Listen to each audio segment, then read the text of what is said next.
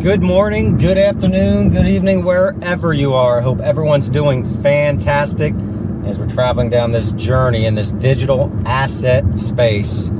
Hello again, I am Zip. Welcome to Zip Tips Crypto, where we discuss everything about the crypto space and where we're going. And most of the assets that I am invested in are high utility assets, real use utility like XRP, XLM, and many of the other ISO tokens. With that, we're going to jump straight into it because we have a lot going on. And I was thinking this morning, as I started this journey on this channel about 6 months ago, you know, the theme was we're going to thrive in 2025. And that is exactly what is going on. We're seeing the regulations set. We're seeing the laws coming in. We're seeing the industry and institutional value coming into the market, which is absolutely exciting to see. So that word thrive is very, very interesting and means basically to grow. And that's what all of us are doing, not just the industry, but us. Now, with that, they're going to continue to try to stop that growth. And we've seen here recently that the American Bankers Association is basically fighting, screaming, clicking, clawing against Ripple getting their bank charter, which we've been through this before. They want to prevent any kind of new capability, modernization of the system, because it's an absolute threat to them, or at least they think it's a threat to them.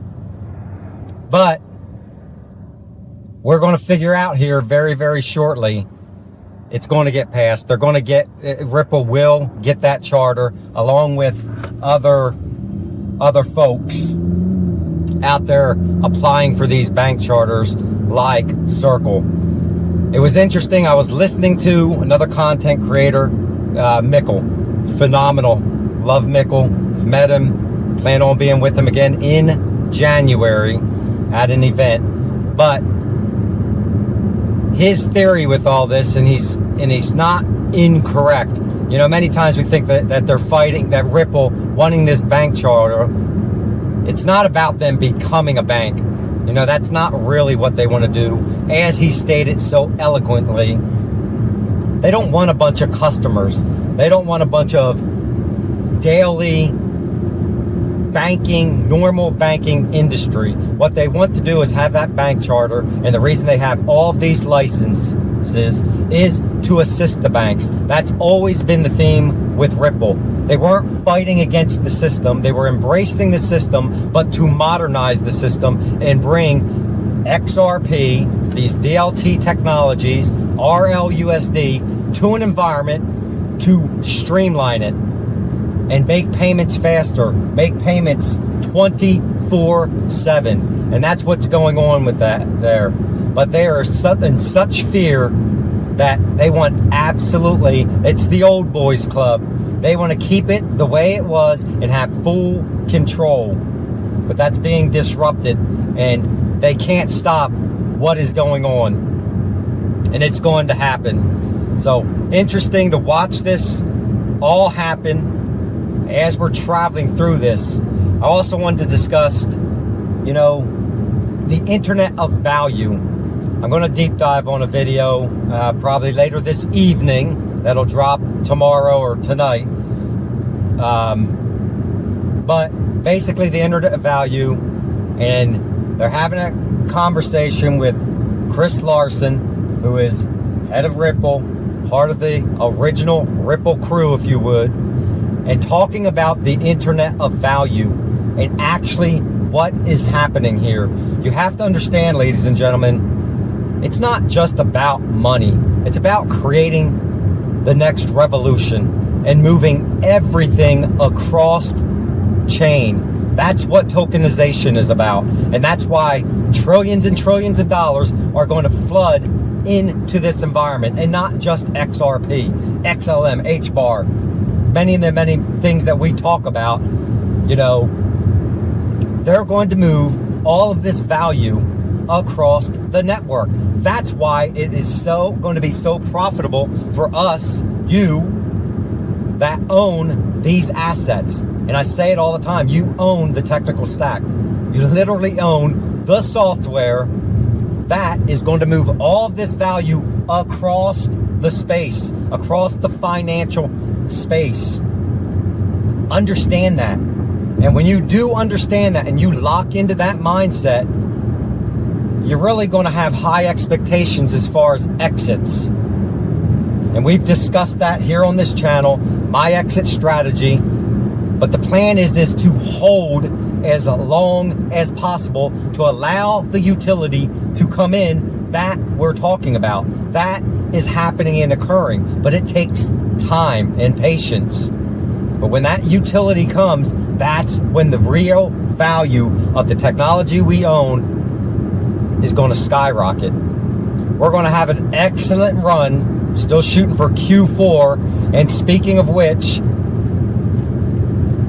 Bitcoin dominance. So those of you that haven't been through these markets before, we got the bull and we got the bear runs. And in my personal opinion, I think some of that is going to change. I don't think we're going to have the deep bear markets, the 4-year markets that we traditionally had as things are coming in. But the BTC dominance now is just a tick above 60%. You're going to start to see a flood of liquidity into the altcoins. And when that happens, what we've seen so far is nothing. And your mindset better be ready, but we are literally on the verge. And all this stuff is just coming together. But that BTC dominance at 60% is an indicator, and that's what you have to watch. You have to watch the indicators, the feed and greed index. I think it was at 65. As those things start to climb, and all of this hype comes in, and you start to see multitudes of scammers coming in, and everyone's hyping the markets. Traditionally, we're at the climax. At which point, you need to make a decision. Am I going to hang and not exit at all? Or am I going to pull some of that capital back out? That's why you want to have the numbers written down. If you don't understand that, that is the reason. Because I have watched it climb all the way up and I've watched it go all the way down. But I had a long-term mindset. And yeah, it sucks to watch your portfolio lose thousands and thousands of dollars of unrealized gains. And that's the key.